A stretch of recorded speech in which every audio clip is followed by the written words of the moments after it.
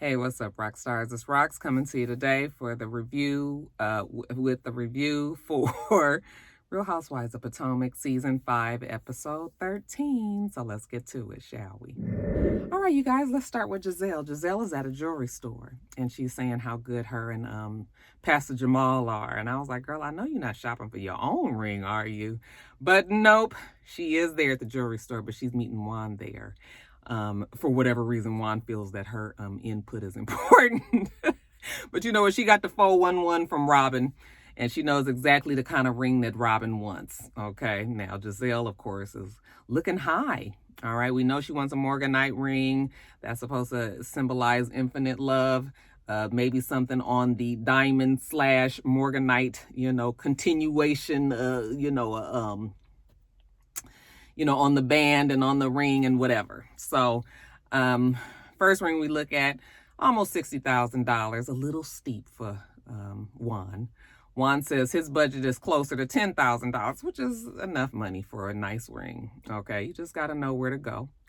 Maybe a traditional jewelry store is expensive. You could go down to the jewelry mart down in Los Angeles and save yourself quite a bit of money. But you know what? That's neither here nor there. They are in Potomac, right? Shout out to my jewelers, B&F Jewelers down there in downtown Los Angeles. Pegga, Sherry, Casey. That's my family down there. You guys love them to death. Anyway, getting back to the show. The lady goes and gets another tray of rings and pulls out a very beautiful ring. What is the price on that one? Right around $9,000. You know what? And it's fine. It's fine, you guys. You don't have to have a huge, humongous ring to show how much you love somebody. I mean, if you can afford it, fine. If you need something less, that's fine as well. Okay. But Rocky love her a ring no matter what it looked like. Well, not no matter what it looked like, but I love an expensive or a cheap ring, child. I just do. I love the jewelries. I'm not sure if that's the ring that Juan chose, but fine. They picked out something, I'm supposing. Later on, we see her with Pastor Jamal, and they're in the car. And I don't even really know what this conversation is about. I mean, I think that Giselle is trying to tell him that this long-distance relationship is really hard on her, that she misses him, and him coming down from Atlanta or coming up from Atlanta to visit, although it is very nice, is starting to wear on her. Now, that's what I was getting, but they was talking so much about I don't know what. I think in answer to what she was saying, Jamal was saying that this was the first that he had heard of it, she's ready to take the next step into this relationship.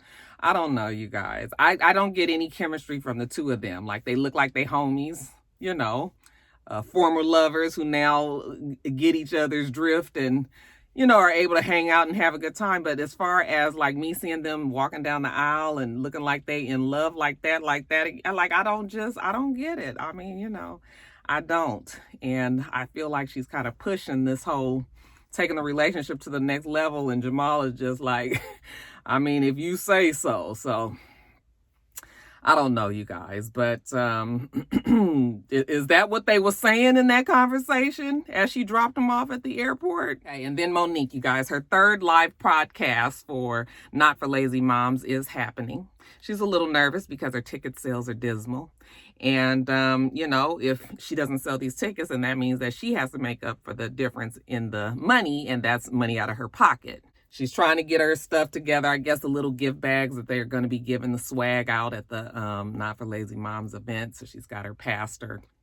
Actually, it's her friend who's a pastor. I forgot what his name is.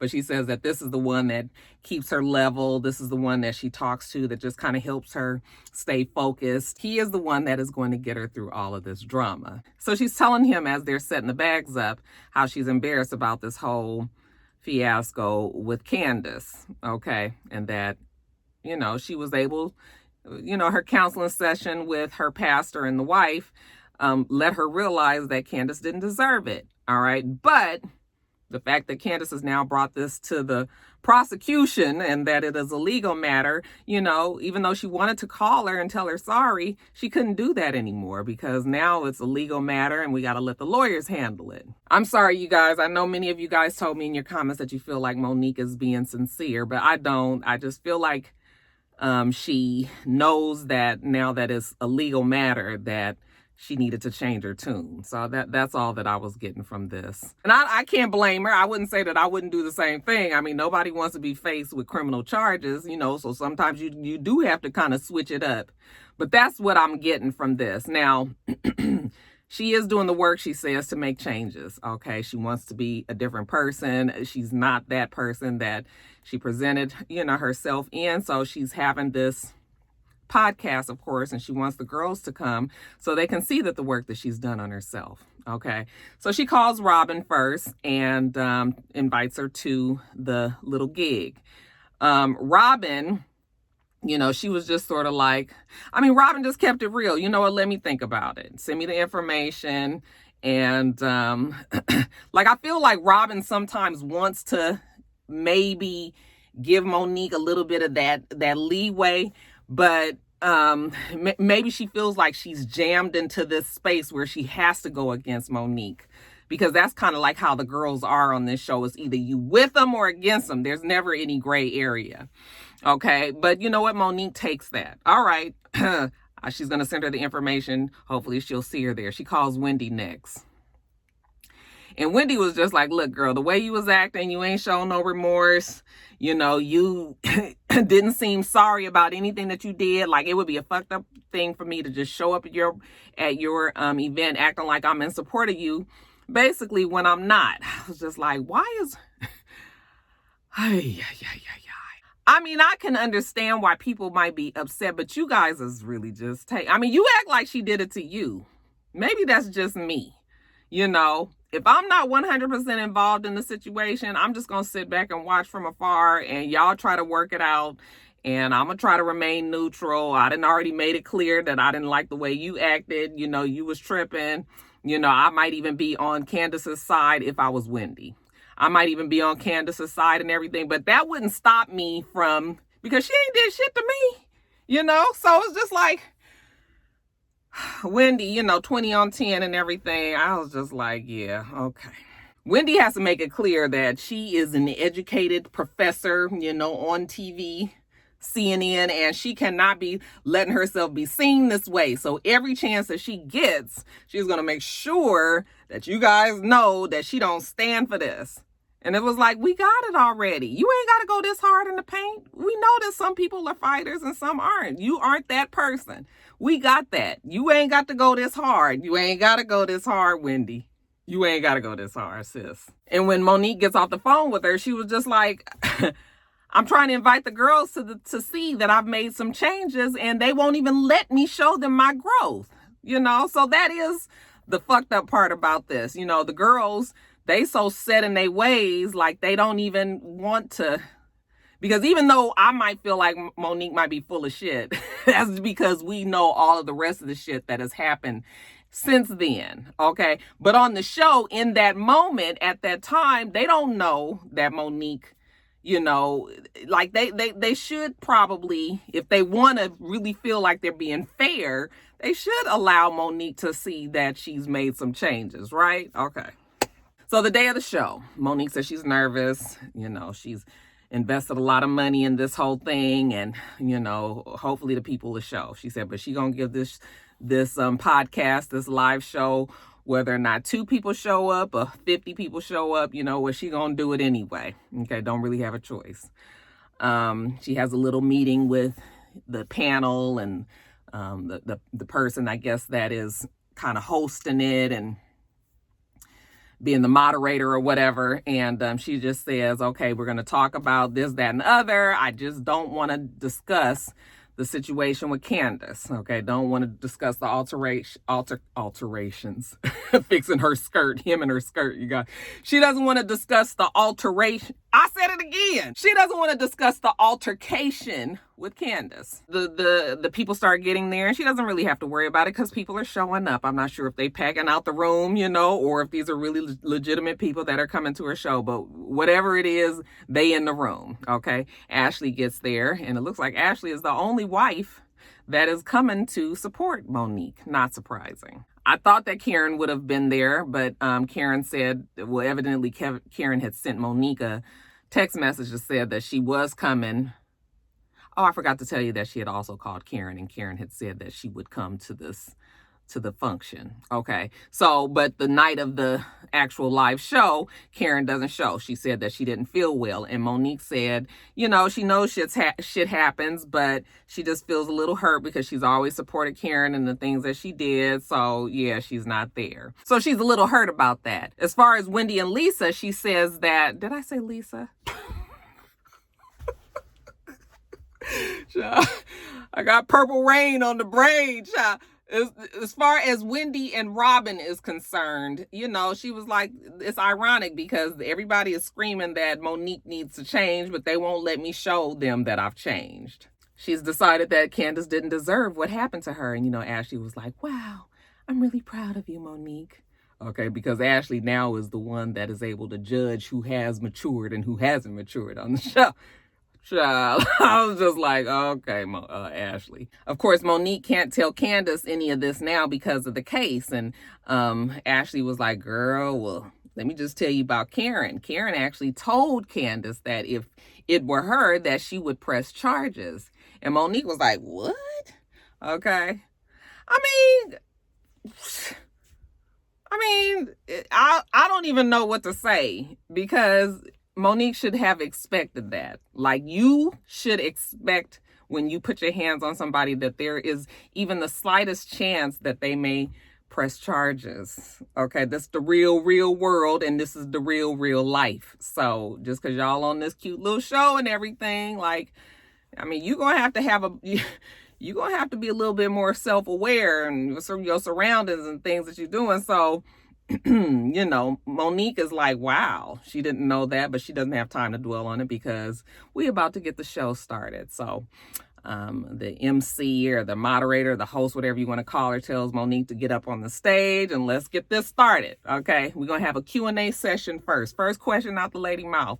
What is the relationship between you and Candace? Okay, I was just like, what part of I don't want to discuss the altercation with Candace at the very first damn question? And Monique looks irritated, but she says, you know what, just pray for us. All right. And we move past that. Next, you guys, Robin and Juan and the boys, they go out for a family night. They're going bowling. You know, she says that they just don't get a chance to do these things that often.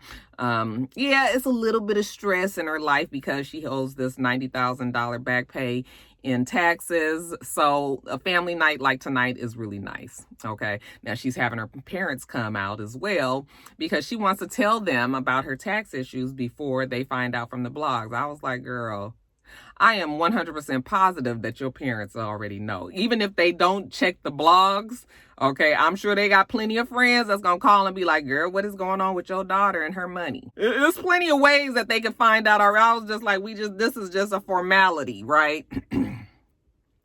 And it don't even really be all that convincing with Robin's storyline. Like, all of the stuff seems so like rehearsed and just we doing it for the camera kind of thing. So that's why I just be like, this don't even matter. But to get through it so that she can stay on the show, you guys, her parents come. They cool, they chilling. You know, she sits down with them and she's like, well, not sure if you already know, but, you know, I got this $90,000 tax bill. And her mom was like, oh, yeah, we already know. She was like, I saw it on the blogs. Mama didn't check the blogs herself. Okay. So she was just like, yeah, girl, we already know about it. They were like, as long as you're making your payments and keeping up with what you worked out with the IRS, then what else can they say about it? You a grown-ass woman. That's your money issues. Okay? Handle your business. Okay? She tells them that is what is keeping them from getting a house, and that makes sense. I mean, you know, you got to show your tax paperwork when you're trying to purchase a house. So, yeah, I mean, but that's just a little kink in the program. Right now, you just gonna have to stay in your townhouse with the extra 400 square feet. Just stay there a little longer till you can get your bills under control. It's no big deal. So she goes off and goes to the bathroom, and that's when Juan calls the boys over and sits them down with the parents and tells them that he is planning on proposing to Robin and he just wants to get there okay. Okay. Mama says that's fine. Again, none of this is convincing. None of it sounds like they didn't already know. Okay. The father was like, yeah, I think that's cool. Y'all been together ever since you got a divorce. When did you break up? Besides, all the little indiscretions that Juan might have had that was going, floating around on the blogs. But y'all been together the whole time. So this ain't no big announcement. Shit. So, her parents are just cool. Okay. They was just like, yeah, that's fine. The little boy was like, I'm going to tell. And I was like, see, her kids look like the type that'll tell. So I was like, why would you tell that in front of them old big mouth boys? But whatever, Robin comes back out and they continue on with their family bowling night. But nothing to see here, folks. Okay, now Karen, we see her and Uncle Jessup. They go and see a life coach. Not the same woman, Angela, that they saw before. That didn't really work out all that well. So this time, they're going to see another lady. I don't know what her name is. I'm sorry, you guys. Now, you guys know that Uncle Jessup is against therapy. So I have introduced a new life coach. She seems nice enough. She seems happy that they are there. We go into the office, we sit down, and she says, okay, now why are we here? And you guys, Uncle Jessup, I'm telling you, he don't mince no words. All right. He basically says, she was always Uncle Jessup's wife. Now I'm Karen's husband. And herein lies the problem. He doesn't like playing second fiddle to Karen. Karen is just like, do you hear him? Like, this is too much. But it's the truth. He does not want, like his whole life, he said, that at least when they first got married, all she did was the house and him. All right. Nothing in between. And damn it, he planned on dying with her being, the one that took care of the house and him. And that was it. It sounds incredibly selfish, but I guess I can appreciate the fact that Uncle Jessup knew what he wanted and that's what he says, and you can take it or leave it. Uncle Jessup, I think that it is important that we just address the financial issues that we had in our marriage a couple of years ago. Because as far as Karen is concerned, she feels like he owes her and at least a thank you for being able to come in and save the day. And even though they don't say it on the show, the reason why Karen was able to help him out of that tax problem is because of this show. So you got a problem with maybe her possibly getting a bigger head from being a well-known figure on the show and all of that, but this show is what helped you. And so you need to kind of appreciate the fact that even though you don't like this new wife, if your new wife hadn't have done what she did and hadn't have been on this show, she wouldn't even have had the opportunity to help you. Okay? Once again, the wife coming through to help. And, nobody is saying she deserves extra kudos for that, because when you get married, like sometimes you got to step up to help your spouse. Either way it goes. But at least acknowledge it. And so he finally does say, thank you for what you did. And that means a lot to Karen, because up until now, it's all been all about Uncle Jessup and his money and him taking care of Karen and all of that. But you know what? She doesn't need you anymore. And now really she's the only reason why she's there is because she wants to be there. To me, it feels like men would appreciate that about a woman who has suddenly become successful and been able to take care of themselves, and they still choose to be with you, because that now means that I really want to be here because I don't even need your money no fucking more. I could take care of myself easily. Guys, I'm sorry. Jada had interrupted me while I was talking. I don't even know where I was finishing off, but Karen is appreciative that Uncle Jessup was able to at least say thank you.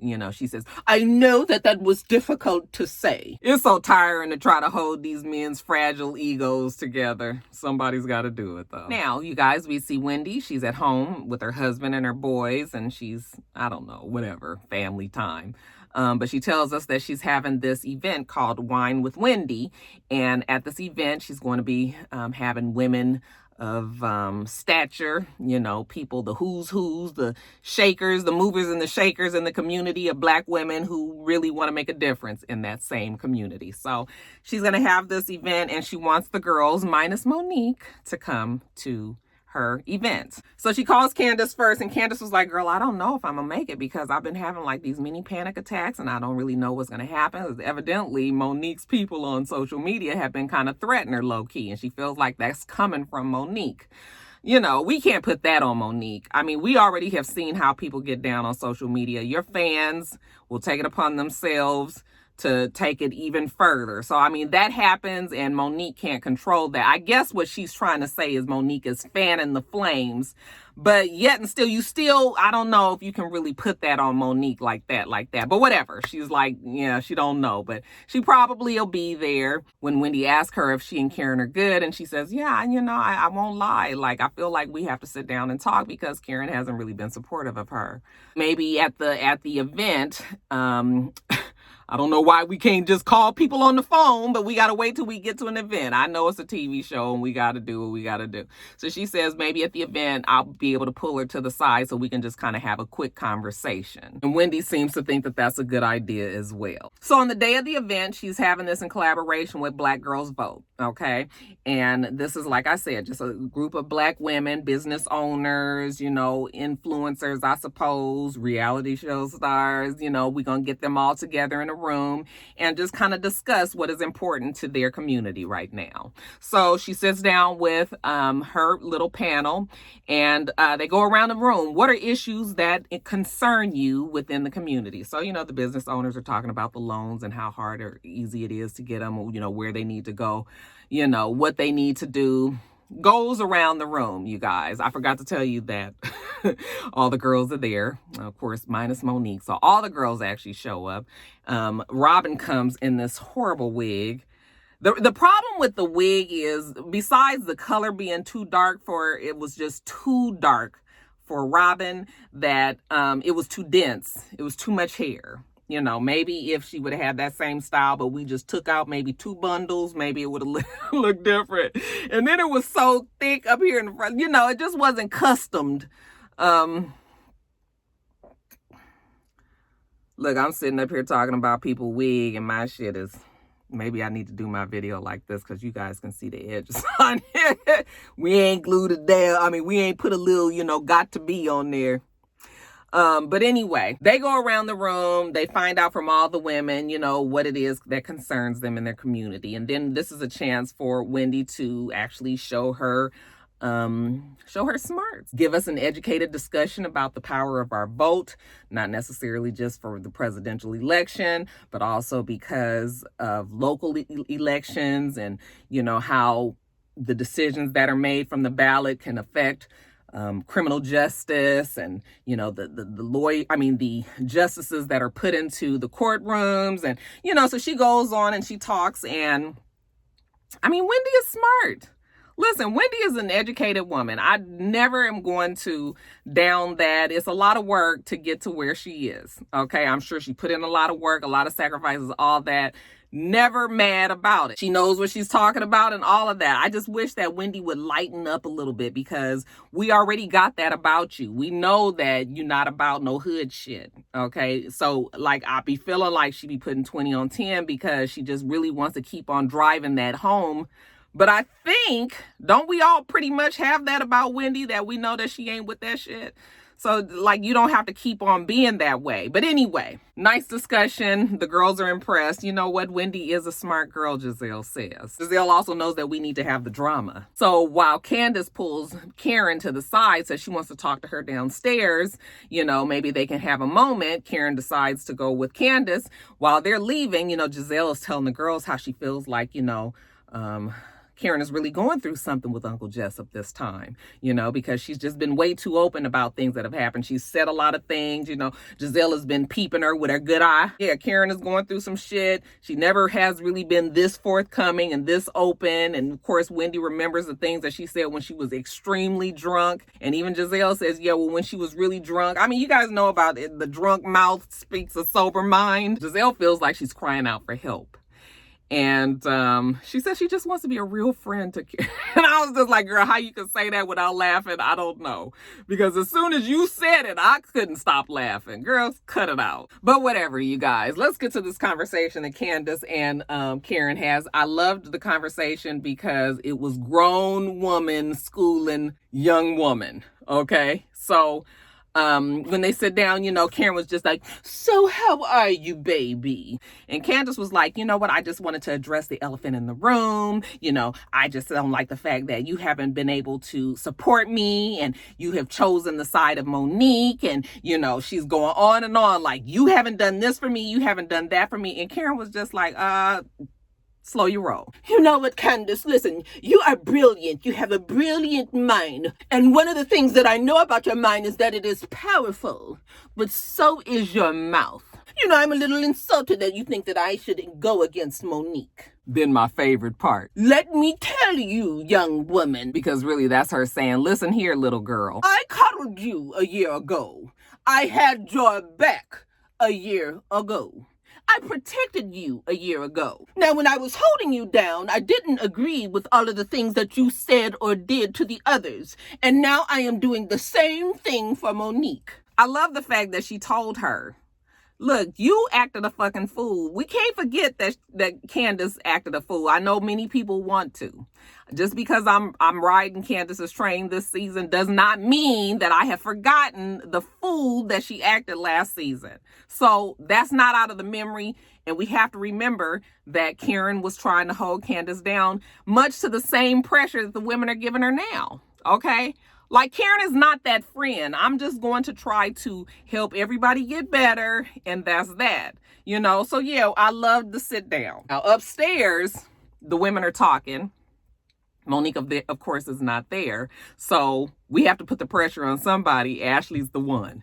Okay, because Ashley is the only one that is trying to be supportive of Monique right now. So the girls are all kind of teasing or, kikiing about the fact that Monique must be so tired. She says that she hasn't slept in a year and bloody blue. And of course, they're giving Ashley the grief that they can't give Monique at this party, and Ashley is trying to hold Monique down. And I'm just like, I don't really need Ashley's side of everything either, because Ashley has her own fucking skeletons that we got to deal with as well. So I would be fine if Ashley was just out of it. But the girls, see, this is the kind of pressure that I'm saying, like, they really want to be able to hold somebody accountable for this. Since Monique is not there, it's Ashley. But whatever, Wendy gets up and says that she's going to go check on Karen and Candace. So while she's going down there, Karen was just like, I will not be told what to think. Candace is telling her that Monique is still on social media, and even though she's making Karen feel like she's trying to make changes and do all of this, she's still